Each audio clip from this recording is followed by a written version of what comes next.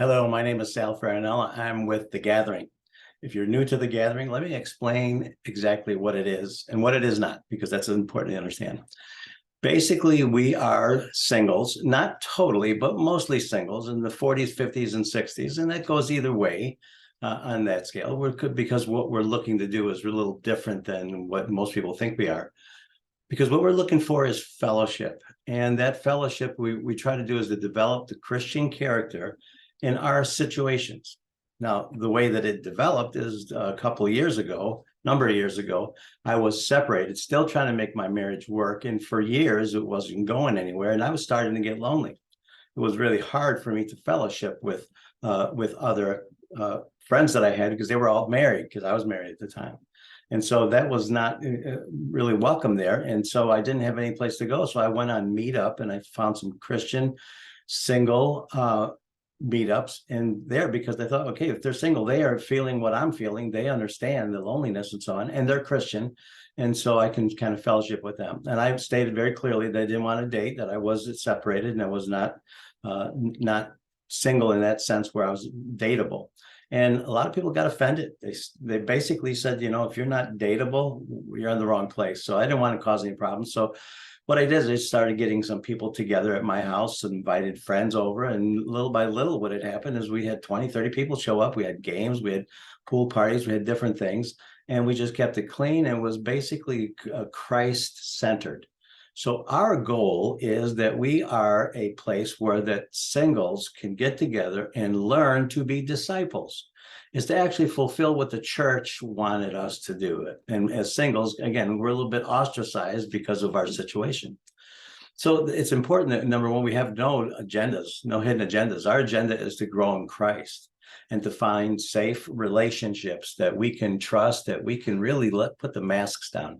Hopefully you'll go ahead and listen to the song that's right next to this video, because a lot of times what happens is we wear a mask, and the mask prevents us from getting to know each other.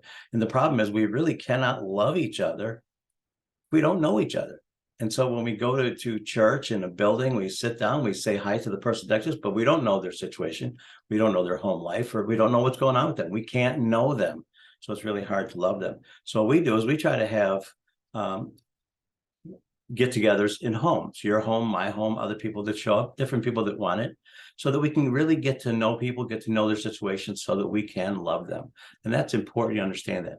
Now, keep in mind, if you're married, you're welcome to come. Most of the people there are singles.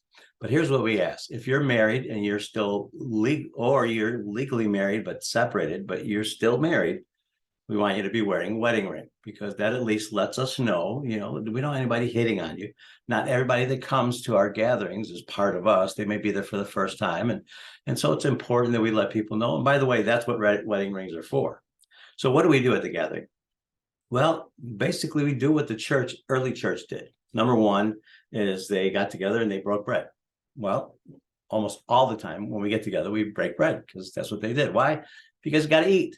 And so as they did what they had to do, they did life, they actually fellowship together.